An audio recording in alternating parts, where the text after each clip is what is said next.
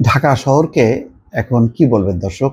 এটি কি নৈরাজ্য এবং বিশৃঙ্খলার শহর বলবেন, আতঙ্কের শহর বলবেন, না কি বলবেন?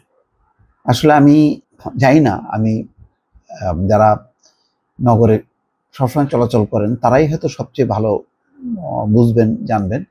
আমি তেমন একটি খুব একটা বের হই না এই বিশৃঙ্খল পরিস্থিতির কারণে, কিন্তু আমি টেলিভিশন, গণমাধ্যম সারাক্ষণ খবরাখবর রাখি এবং বিভিন্ন জনের সঙ্গে কথা বলি।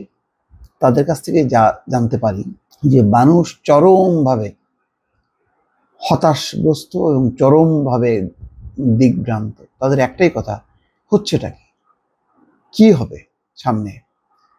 দেখেন, ছাত্ররা যেই এত বড় একটা বিপ্লব করলো, বিপ্লবের মধ্য দিয়ে একটা বলা যায় একটা নতুন দেশ পেল, নতুন একটি স্বাধীনতা, অনেক কিছু সম্ভাবনার দ্বার উন্মুক্ত হলো, যে একটা গণতান্ত্রিক পরিবেশ আসবে, শৃঙ্খলা আসবে, উন্নয়ন হবে, টাকা পাচার বন্ধ হবে, দুর্নীতি বন্ধ হবে, এই মাফিয়াদের রাজত্ব শেষ হবে। কিন্তু এখন যেটা হচ্ছে তো একদম চূড়ান্তভাবে অ্যানার্কি।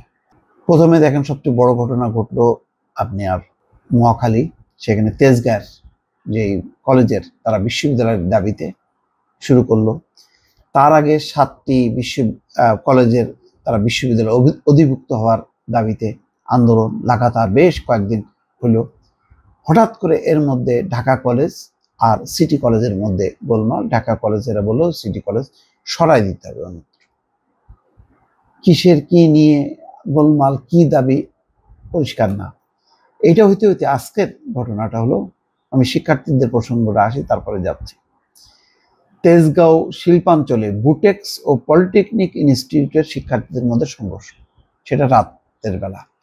তার মানে সারাদিন তো হলো, রাতের বেলা আপনি মনে করেন যে আচ্ছা ঠিক আছে, দিনভর তারা গোলমাল করলো, শহর তো একদম বিশৃঙ্খল অবস্থা তৈরি হলো, আপনি রাতের বেলা একটু চলাচল করবেন না, সেটাও এখন আর পারবেন না। সেই রাতের বেলা রাত 10টার সময় সেই তেজগাঁ এলাকায় 2টা ইনস্টিটিউটের মধ্যে গোলমাল শুরু হয়েছে। 11টার সময় ওসি বলছেন যে 2 শিক্ষা প্রতিষ্ঠানের শিক্ষার্থীদের মধ্যে সংঘর্ষ চলছে। কি কারণে সংঘর্ষ হচ্ছে সেটি এখনো জানা যায়নি, এখনো ওসিও বুঝতে পারছে না কি কারণে। ঘটনাস্থলে পরিস্থিতি নিয়ন্ত্রণ করার চেষ্টা করা হচ্ছে।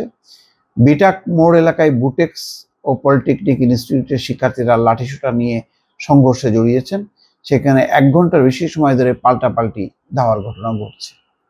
দর্শক, এটা চূড়ান্ত রকমের নৈরাজ্য। তার মানে আপনি যখন মনে করবেন যে আপনাকে শাসন করার কেউ নেই, তখন আপনি কিন্তু বেপরোয়া হয়ে উঠবেন। মানে একটা ঘরের অভিভাবক না থাকলে যা হয়, বাবা মা না থাকলে সেই পরিবার যেমন একটা বিশৃঙ্খলার মধ্যে দিয়ে চলে, বাংলাদেশে মনে হচ্ছে যেন এখন কোনো অভিভাবক নেই। কিন্তু আমরা জানি যে বাংলাদেশে এখন সবচেয়ে একজন ভালো অভিভাবক আছেন, তার নাম হচ্ছেন নোবেল বিজয়ী ডক্টর মোহাম্মদ ইউনূস।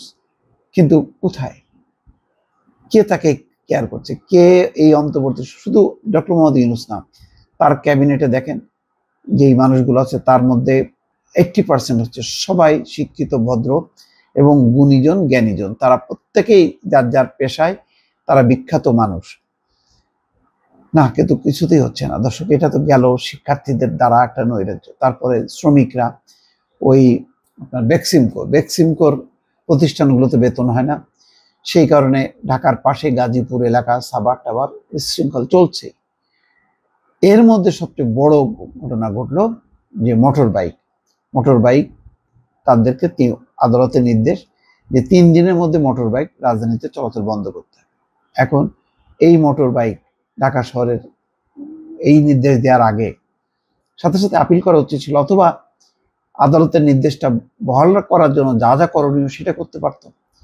কিন্তু দেখা গেল যে না, বিপুল সংখ্যক শ্রমজীবী মানুষ, তাদের কোথায় কর্মসংস্থান হবে, কি হবে, এগুলি না করে আদালত একটা রায় দিয়ে দিল।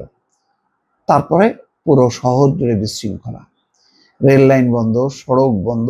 আজকে তো আপনার যেটা গতকালকে হয়েছে যে প্রেস ক্লাবের সামনে হঠাৎ করে তারা গণ অবস্থান নিয়েছে।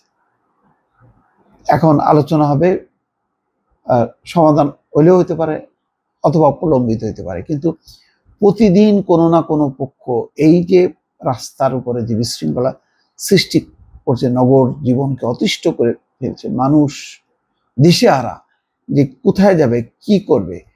সারা দিন ব্যাপী একটা যানজট লেগে আছে এই সমস্ত পরিস্থিতির কারণে। এগুলোর সমাধানের কোনো কেউ নাই।